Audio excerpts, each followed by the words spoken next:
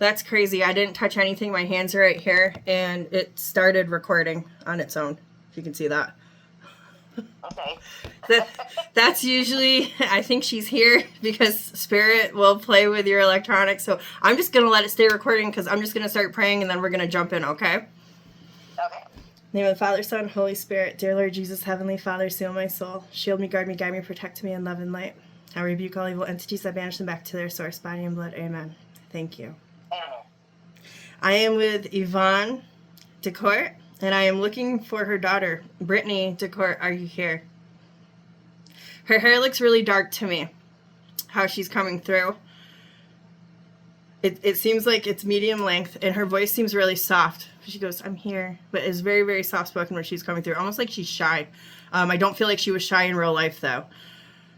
Brittany DeCourt, can you give me something that your mom would understand? She's showing me boxes, a bunch of boxes, like boxes that are stacked up as if like big boxes, like you're going to, like, that you would move. Not saying that it's for moving, but this is what I'm seeing. Also, side note, just because you haven't had a mediumship before, when they show me things, I don't expect you to know it right off the rip. If you don't, that's fine.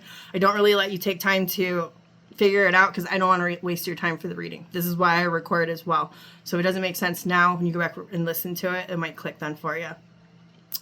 Brittany, will you just show me one more thing to let your mom know that it's really you? She's showing me a bunch of animals right now, but to be specific, it seems like there's horses. It felt really fast as it was going past me. This feels like something that she likes, whether she watches it, has it, does it. Definitely feels like a huge animal lover. And she's talking about Sunday being a good day of the week for her. She likes Sundays, or maybe you like Sundays, but she's bringing up Sunday, and I feel love around it. Let me go ahead and ask her for her message. Brittany DeCourt, is there a message that you would like to give to your mom, Yvonne DeCourt? Yes, let her know that I love her and that I miss her. She's around you all the time, especially if you, it sounds like, I don't want to say wind chimes, but it sounds like a whistling noise. Like if it's like wind that's like flowing and it makes a whistling noise. Go further, Brittany.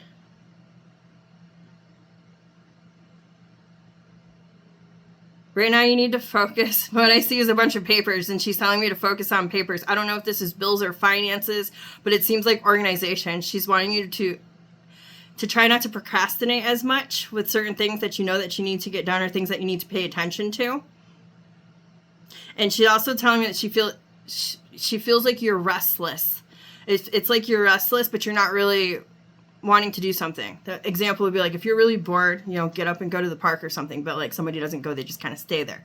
So whatever this restless energy is that you have, that you're feeling about yourself, she's saying get up and do something about it. But she's doing it like lightheartedly, like with a chuckle.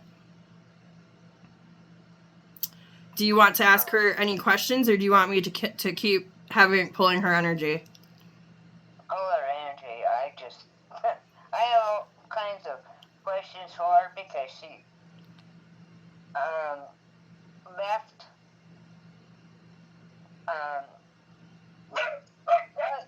been out of life for the past 7 years, and that's due to her husband. Did he have facial hair? Oh yeah, beard, bald-headed beard, and all that. She just showed him to me. Yeah, his energy just does not feel that good. Like abuser, manipulation type energy. Yeah, he was. Very controlling. He screams. He punches walls. That kind of thing. She's showing me him right now. Let me ask Brittany, is there anything that you want to say about that? She tried. She tried many times to flee. She used the word flee from him. It didn't matter though. She was always being pulled back in. Well, what about separating from your mom? Tell me about that. It's not something I wanted to do. It's something that I had to do. And what that feels like as well, she's adding, like you had words, there's things that you had to say, whether you said it to him and or her. He didn't like that. So it's basically like protecting herself. Example, if you gave your 2 cents and he heard about it, he would take it out on her. Oh, yeah, yeah. So it was best that... My way of passing was, should I say something or no? Yeah, you can. That's fine. Okay, because he was very controlling, and it just so happened earlier that day, come Denver hasn't called me? And she told me that she told Denver, all the time, call grandma. And I go, and I threw it out there, and I go, well, why don't you just give me Denver's number? And she gave me her number. So right there, she did two things without his permission. One thing, she talked to me, and she gave me Denver's number. That night, she died. Yeah. I'm asking her right now because I'm sorry if this is painful for you to hear, and I'm more sorry if you don't know, but I do feel that you know that he was physically abusive to her. Let me ask her. Okay, the places that she's even sharing with me, places where he would hurt her, like hit her, it was always a place that would be covered up. So it's like he was strategic at beating her. Like if he was going to hit her, it would be like a bruise underneath her shirt, or like her shorts would cover it. Like he was smart about it. Like, or she's saying he got smart about it instead of hitting her on her face or somewhere that it would show. I'm going to ask her if he had any involvement with her passing.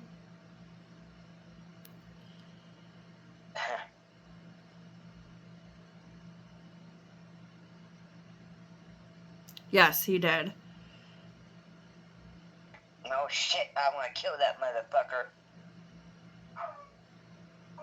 I asked if it was directly or indirectly, and I heard her say both. Now, I don't know how she passed away. You can tell me if you want, but wait, if you're going to. What it feels like when she says directly and indirectly, like I asked if he was responsible for her death, directly and indirectly. The directly part is all of the abuse that she put up with. It made her act a certain way. Almost, I don't want to say this because she's not saying it, but I will say this is how it makes me feel. It made her feel like, if I die, I die. If I live, I live. It's like to the point where you don't really care how you act or how you're showing up in front of him because like you've had enough.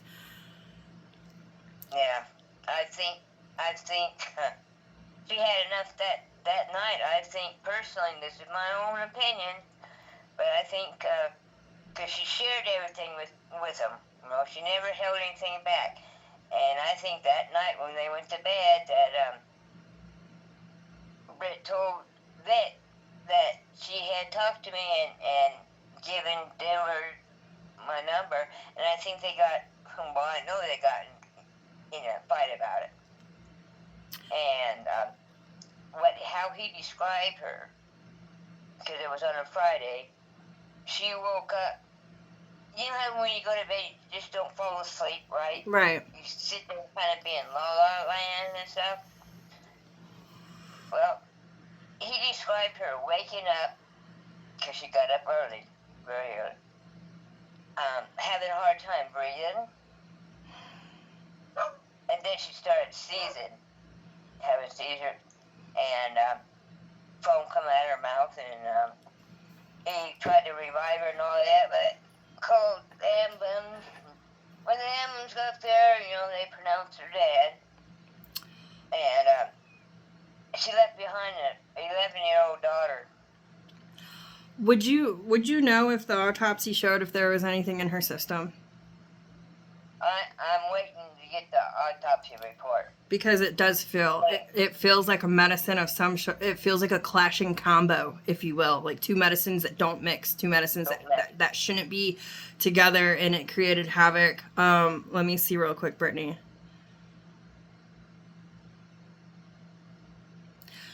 I keep feeling like choking, like asphyxiation, like not saying he like choked her, but what it feels like is a pillow over her, like pushed over her. This man was smart, and I hate this. He knew not to bruise. He knew not to leave things on her, like covering up your tracks, if you will. Yeah. He's he's a mental abuser all the way. I don't know why Brittany didn't tell me that she wanted to leave. Maybe because she didn't want me to know that she was hurting and going through it. She didn't want me to She's saying that it was useless and that there was no point, and that the reason why she kept her mouth shut was to protect her child because of him. He was a tyrant. So, I mean, the kid gets hurt too. I'm sorry to say this, but I do see that. It's a lot of verbal abuse, and he's not afraid to hit her as well. That's why she's saying that there was no point to even try. She said she was scared shitless, and I'm sorry for swearing, but these are her words. She was scared shitless to even say anything to you, because if that ever got back, if she had the balls to actually move out and move in with you, or actually move on her own, she would be living more in fear for her life, being away from him, because she knows how he is and what he's capable of. She was very, very stuck. He would threaten to kill her if she even thought about it. Are you serious? If she even thought about being unhappy and talking about it. So, like, when she's around him, she's like this, even though he knows she's miserable. I'm so sorry. No, I'm sorry. He's freaking old. You're okay. I'm on the phone. I'll talk to you later. I gotta go. Okay, that's it. I'll just... It's okay. Yeah, I'm worried about Denver too. Ask her what she wants me to do about Denver. I will take him to court and get grandparents right and take Denver away from him. Okay, let me ask. For bringing to court, what would you like for your mother to do in regards of your daughter, Denver? She would like you to try to fight for her. I want to ask how it will pan out. It'll pan out well. She cut me off and already said well. How will it pan out in her favor? Yes. Okay, you might need to show a little proof of him being abusive, but she's saying that it'll pan out in your favor. The one thing that you'll have to talk to Denver about is you'll have to explain to her how crucial it is for her to comply with the words that you say to her. You have to explain to her that she cannot be afraid of her father if she wants to have a good life with you.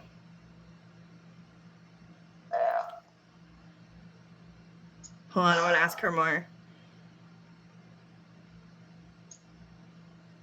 I really hate to say this, but I mean, I am just the phone. This is what your daughter is saying. He doesn't really care about having Denver. It's his ego that is going to flare up. If you get this child, you're going to get paid. I mean, like child support or something of that nature. He's going to be pissed about that. He's going to be pissed about losing his kid. And I hate to say this, she's saying he doesn't care about the kid. He cares about the image of being the father. And you got it. You got it. So it's kind of like narcissistic vibes where they put on this image and they act and carry themselves a certain way. This is how she's explaining it, but behind closed doors, he's a beast. He doesn't care. He loves to yell at the daughter, like for grades, like Brittany talked about grade slipping just now with Denver, and Denver is afraid. She is afraid to share anything with her dad because she sees how Brittany was treated. So she's walking on pins and needles too. It's a very neurotic situation. This poor little girl doesn't really understand what's healthy, what's not healthy, what's right, what's wrong. And she's saying if you go for it, that you will get it. You'll have to show proof of that you would be better to have Denver and why Denver shouldn't be there.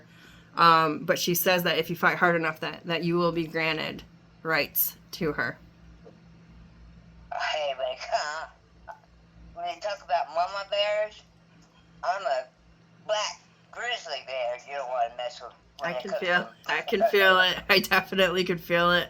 So I do want to say, I know that you only paid for 10 minutes. We're at 14 minutes. I don't want to stop because I heard you have another daughter that you wanted to speak to as well. This is a gift to share. It's not for money.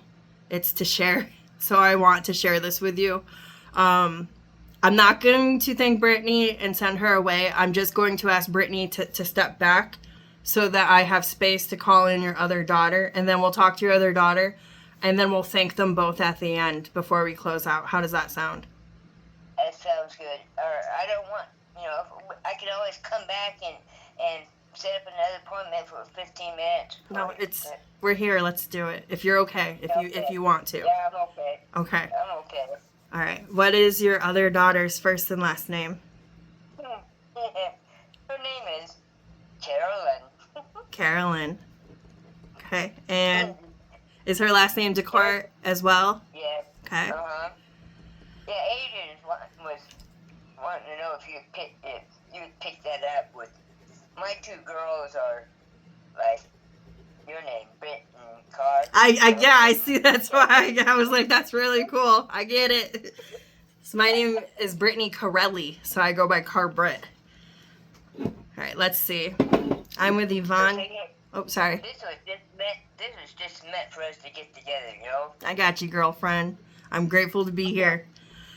I'm thanking you so much. I got you. Let's see if your other daughter will come. I'm with Yvonne DeCourt, and I'm looking for her daughter, Carolyn DeCourt. Are you here? She's more boisterous than Brittany. She's... When Brittany came through, she's like, hi. Carolyn's like, hey! She's like, yes, like she's loud and proud. Hi, Carolyn, how are you? She's well. Carolyn, will you show me? She goes, I want to do the song dance. She's got a hula hoop. Okay, so she's a jokester. Like, she wants to make you laugh. She's got tricks up her sleeve. This is how she's feeling, how she's coming through. She's saying when I'm not pissy. So yeah, she's admitting, I have an attitude, I have a temper. She likes things done a certain way, and if anything strays from that, that's when she gets pissy. She's like, other than that, I like to have fun. Yeah, she's a mini-me. Okay. She's definitely here. I was going to ask her to show me something that it's really her, and she's like, oh, I'll just tell you a little about myself. All right, girlfriend. Well, let me ask Carolyn if she's got a message for you. Carolyn DeCourt, is there a message that you want to give to your mom, Yvonne DeCourt? Oh, yeah. She loves you. She loves you dearly. She's sorry for all the bullshit that she put you through. She goes, the amount of times I got in trouble, she goes, man, it was a dime a dozen. She goes, you couldn't pull me back or keep me off or keep me out of trouble. If it was there, it had my name on it. She goes, I bet you. She says, but she kept you alive and well, and she kept you very strong. The biggest thing that you taught her was how to pick her battles, but unfortunately she feels like she learned that a little too late in life. If that was something that she could have grasped onto sooner, she probably could have avoided many predicaments that she ended up finding herself in. But she does applaud herself for being strong and able to get out of those situations that she's speaking of. And that's paying attention to you. Well, that was good. She came out thanking you right out the gate. Do you want to ask her anything, or do you want me just to have her keep talking? Keep on talking or asking if she forgives me for the accident that killed her. Carolyn, do you have a response for that? I will not accept that apology because it's not your fault. She's saying that it was contracted. I'll explain contracts once we're done recording because I don't want to waste your time. She says, I was going. She goes, I was going regardless. Didn't matter how. It was time. It was time for her to go. She did what she had to do here on Earth. She said she could have lasted a few more years, 8 more years max, but she had exit routes. She's again apologizing for the hell that she has put you through. She knows that she wasn't easy to get along with or easy to tame. She said she was untamable. I don't know. Not bad. Her words. Let me ask her for more, Carolyn. What more would you like to say to your mom's apology? She doesn't want you to suffer in your mind taking blame or responsibility. That is a huge thing that she's pushing through right now. And she's showing me, how do I describe this? It's like, it's a tiny ornament, it looks like, and it looks like it's made out of like clear glass or clear crystal. I can't see what shape it is, but it's really, really small. And almost like a sun catcher, if you will, like something that makes rainbows. Like if you like hold it up in the sun, it's like clear. That's the best that I... Yeah. Okay, that's the best I can describe it, but she presented one of those to you. I want to ask Carolyn, what is the most important thing that you should be focusing on right now, Yvonne? What is the most important thing that your mom should be focusing on? She's saying all the stress in your life doesn't add up. She wants you to figure out where the stress is coming from and find the root of it, the source of it, so that you can eliminate it. That's Victor. Well, I'm glad you got that quick. She goes, ding, ding, ding, ding, ding. She goes, it's not always a bad thing to say no. You don't have to give in. You don't have to enable. You don't have to go with all of, you know, you don't always have to say yes, okay? She said, don't play the what if game. Don't worry about repercussions or attitude that he'll have or how things will go. She says that you're at a point in your life where you really need to start putting yourself first. Yeah. Because you don't. You don't. And that's something that you need to start focusing on. That's the most important thing that she said you're focusing on right now. Putting yourself first. It's okay to say no. You do not have to make yourself vulnerable to anybody. Simple no is no. That's she's saying that's it, okay? She says do not be afraid. Nothing bad is going to happen, just a bunch of bitching. She goes, he already does that, so you'll be okay. I want to ask her now what it is that you should be pushing away. Carolyn DeCourt, can you tell me at this time what your mom, Yvonne DeCourt, should be pushing away?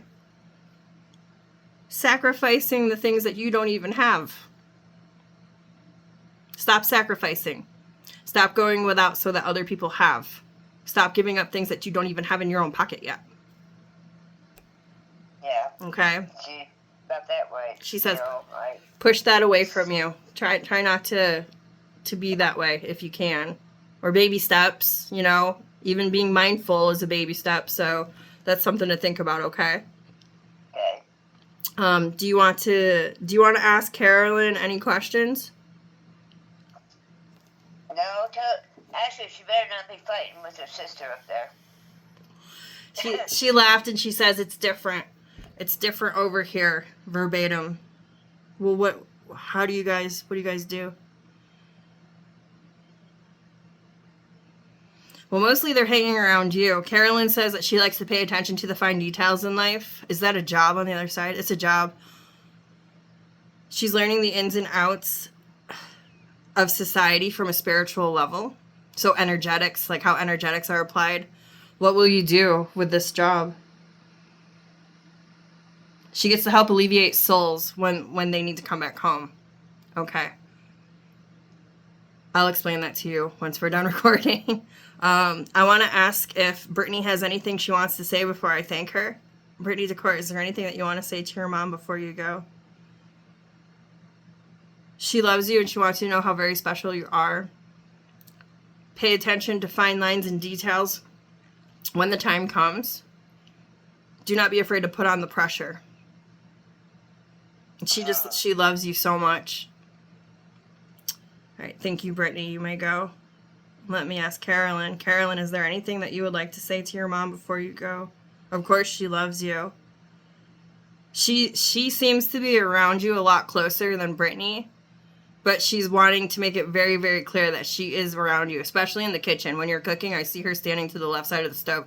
It's like there's a door, and then I can see the stove, and then it goes all the way around into the corner of your kitchen, and then the fridge is right there. But she stands by the stove she's showing me.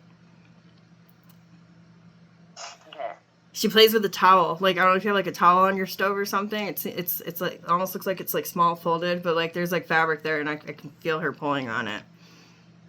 She goes, if you pay attention, you'll actually see her moving things in your house. It'll be subtle, but you'll actually be able to, you'll know, now that you know, like now that we're talking about it, you'll start to see, like, example, like a napkin has moved slightly, or like a magnet has shifted, something like that. Little things, it will be her, and she's laughing and she wants you to know. Okay. Let me thank them. Carolyn and Brittany, thank you so much for coming through. You may go. I saw two little girls in dresses. They don't look like they matched. It was them when they were little. It looked dark, like dark blue, maybe maroon. It was like a print, maybe a floral print. But like I see them, like a side view of them just like kneeling down, and like their dresses go out. That was the last thing that they showed me before they left. Yeah, I had photographer, pictures taken, Olin Milk pictures taken of my girls when they were, babies. And yeah, they always wore dresses. Very cute. Like the way that they would like flow out, like when they like knelt down, like how it's like not poofy, but just like flowy, like flowing out. I like that. That was cute.